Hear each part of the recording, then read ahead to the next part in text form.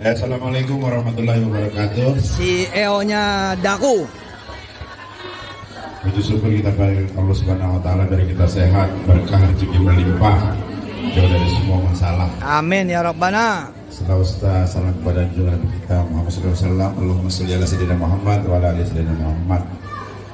Pertama-tama saya ucapkan selamat buat pengurus OSIS. OSIS ya namanya. OSIS Daku ya. Kalau zaman saya dulu OSIS. Jadi OSIS ya kita dulu. Jadi gini, anak-anakku sekalian, pertama nih, kenapa sih kita mesti jadi kayak gini-ginian gitu? Karena ini adalah sebenarnya awal kalian jadi pemimpin. Boy, bener. Benar. Contoh tadi, laporan dari tadi ketua tadi, ya kan? Ada gantungan kunci. Iya, spray. Ada spray. Sebenarnya itu adalah belajar kita untuk kita bertanggung jawab. Allahumma sholli ala Muhammad. Nextnya nanti inilah yang terjadi ketika kalian masuk ke dunia kerja, ya kan? Yang menjadi bahaya menurut saya, yang setiap hari saya teriak-teriak di kantor saya ini adalah generasi Z zaman sekarang yang masuk di dunia kerja, ya kan? Jadi orang pintar itu akan kalah dengan orang rajin. Nah ini adalah termasuk orang-orang yang rajin, yang mau jadi kayak segini gini. Mungkin yang lain bilang, apa ini jadi kayak gini, capek, begitu dong? Tidak, ya kan? Saya dulu selalu ketua OSIS, selalu ketua kelas. Selalu kalau saya sekolah itu, duduk saya di depan, saya nggak mau di belakang. Karena saya dulu memang pengen jadi pemimpin, ya kan? Gitu. Jadi kalau kalian tidak belajar dari sekarang jadi pemimpin, jangan harap kalian mau jadi pemimpin. Dalam manusia ini nantinya tuh pengennya banyak duit, ya kan? Pengen punya banyak mobil, kan begitu. Itu kan fitrahnya manusia. Saya suka bilang di kantor saya, jangan bilang kalian ini pengen punya inventaris mobilnya Fortuner, sedangkan tanggung jawab kalian adalah motor pun nggak ada. Nah ini adalah merupakan wujud dari belajar bertanggung jawab. Tadi mempertanggungjawabkan hanya sebuah kunci, sebenarnya ada nilainya. Tapi nilainya adalah apa? Adalah bertanggungjawabkan kejujuran yang sudah kita tanamkan dari kita saat ini. Dan tadi saya bilang, generasi Z sekarang bahaya menurut saya, karena saya bilang tadi sekarang ini semuanya gampang.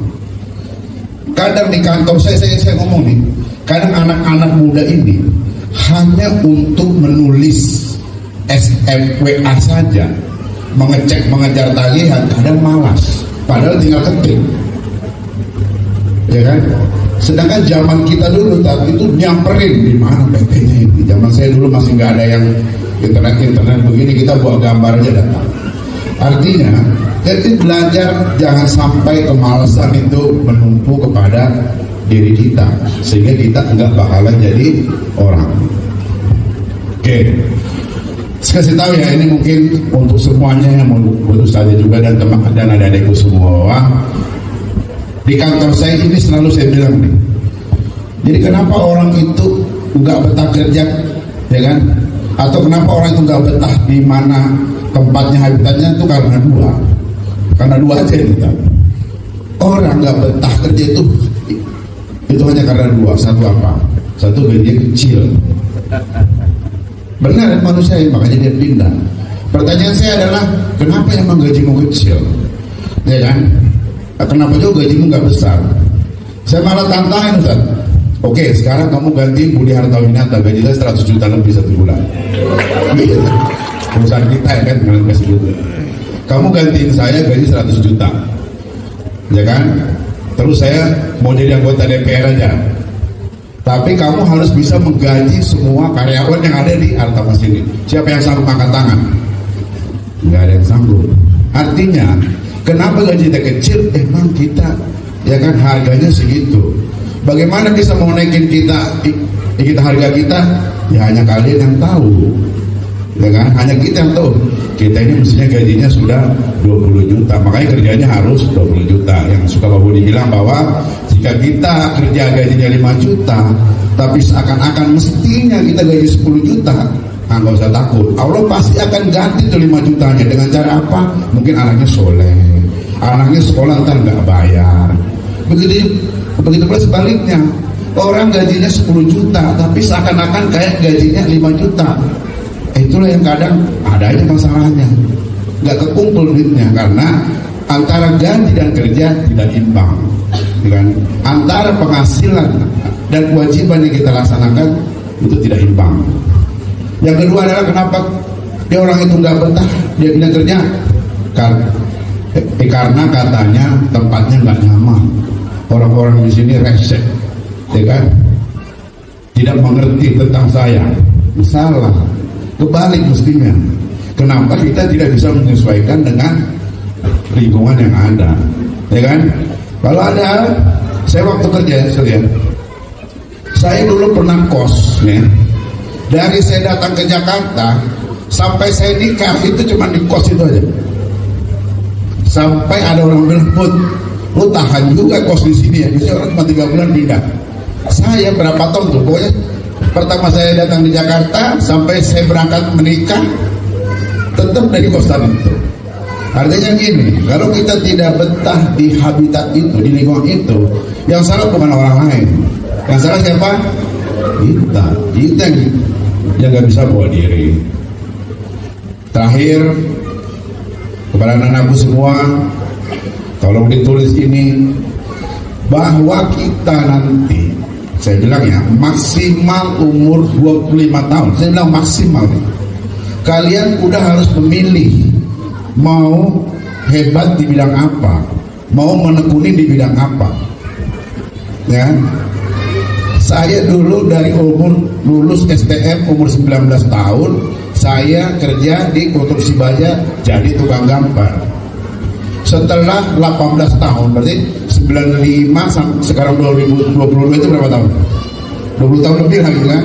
Saya menjadi ketua umumnya Indonesian Steel Construction, jadi Association Construction. Karena saya fokus satu bidang, ya kan?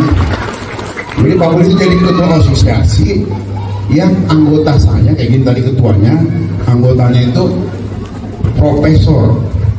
Saya ini kuliah belum lulus ini kan, titelnya nggak ada.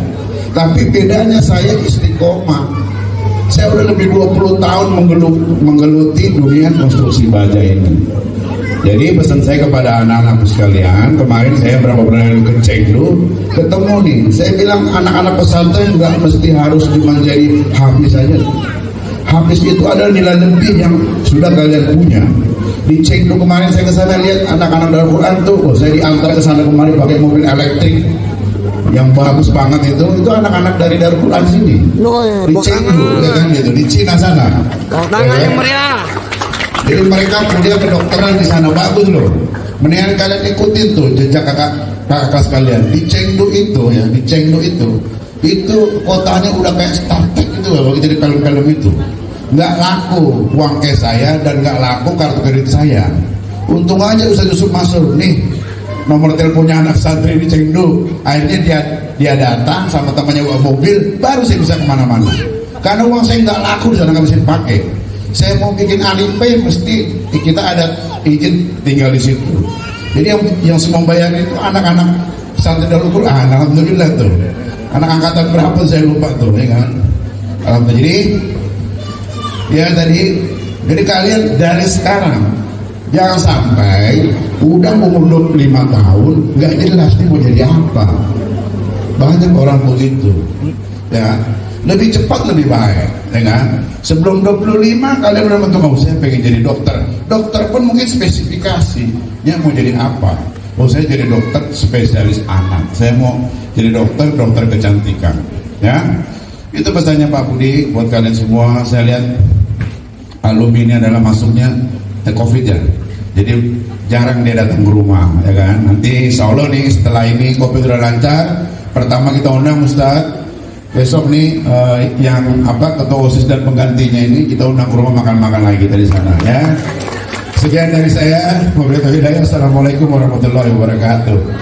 Assalamualaikum warahmatullahi wabarakatuh.